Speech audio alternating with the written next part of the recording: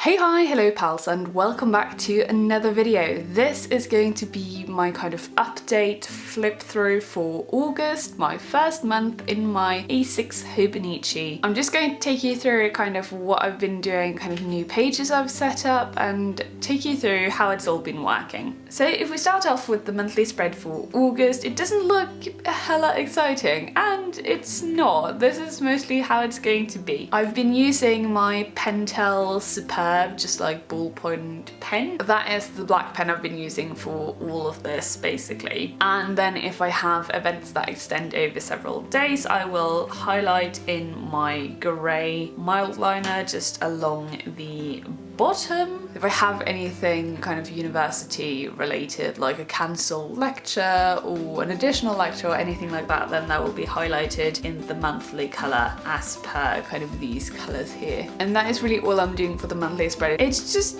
an overview basically of what I've been doing and what is coming up. And here I had some things I knew I needed to get done that week, but I didn't know when I would be able to do them, so I might use the sidebar like that. Overall, I really like this spread, and it is a good size for me. Like, I can fit most things in here without problem, which is really good. As for a sneak peek of September, it's looking exactly the same. And one of the things I was really excited about the Hobonichi was this kind of layout and how I could use it as a habit tracker, which I have been doing and it's been working super well. So I really enjoy that. And the habits I'm tracking is up by 7, bed by 10, no spent, no junk food, 2 bottles of water, exercise, 30 minutes outside, uni work, chores, and Instagram. And as you see, I don't know what we see here. I haven't added up how many days I've been doing any of the things, but I'm going to be doing this for September as well, and I think I'm just going to keep the same habits because I like them quite a bit. And then while we're here on this spread, I'm using the August pages for kind of collections and stuff, and I'm just using this one as kind of an index for that. So before we get started with the collections that are on the July pages, I thought I would show you this. Those of you who've seen my bullet journal videos before will probably recognize this because it is my semester overview once again. I just had to move things around a little bit, but here is my usual semester kind of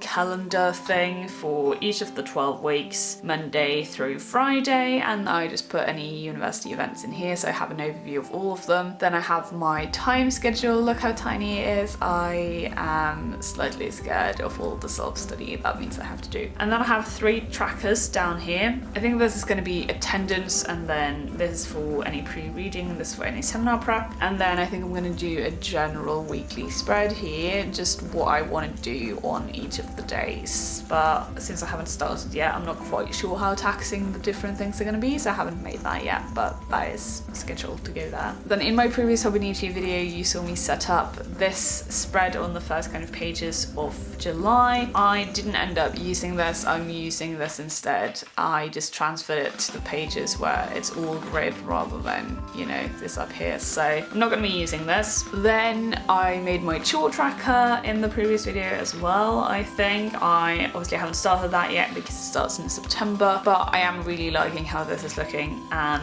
now that I got my time schedule, I've also filled in kind of the days that I want to get each of the things done. Then the spread that just pains me to look at is my dissertation reading list because it is hella long and it's sure to just, you know, get even longer. So that's fun. Yeah, I haven't done any more collections after this, and I'm ready for this to just expand through all of the pages. One thing I have been considering about collections though, I'm not sure if I'm going to do it kind of this time because I have all these pages I can use, but I am considering getting just a little like A6 booklet with dot grid or grid paper in it, just that I can slip into kind of this side of the cover and carry with me and have all my collections in that. I think that might be handy, so I'm going to look into that. So if you know anyone kind of on Etsy or anything that do A6 dot grid or grid booklets, definitely let me know because I want one. Especially because at the moment I am planning to stay in a Hobonichi kind of after this one runs out as well, and then obviously I won't have the free pages for collections and I need collections, so I think A6 booklet is going to be the way to go. And then as I said, I have have no more collections in there. So this is the rest of the book. Basically, this is how I've been doing my dailies, and I've been doing a lot of dailies basically, so that's fun.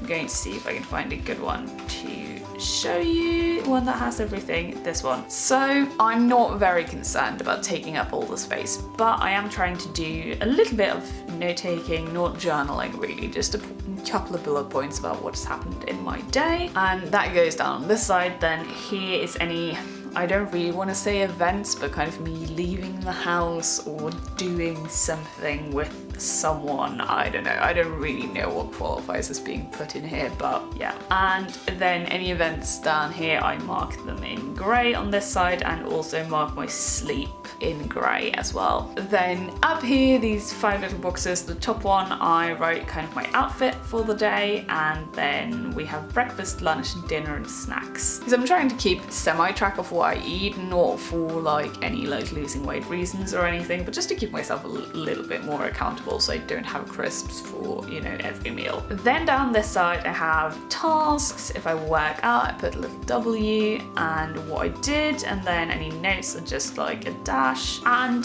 then any notes that are related to my uni work, like for future reference and like ideas and stuff like that, I just highlight in the monthly colour once again, just so that if I flip back I can easily see if there's any kind of uni related like information that I should be looking for. And then this little square down here, you'll see that multiple times like throughout my pages, is just any pomodoros I have done that day. So here we have 3 and they're in orange, which means that I did 3 times 25 minutes of dissertation work this day. And I'd just like it for a quick overview of my productivity when it comes to university, and kind of keeping up with how much I should be doing and how much I'm actually doing. And also if I have any events that day, I will usually put them in like a little triangle, but that's usually if something is kind of very like scheduled, like here I had to go to work, or alternately if I know that something is happening that day but I don't know when, I will usually put it just with a triangle and then just mark it when it has happened as like a record. And really that is pretty much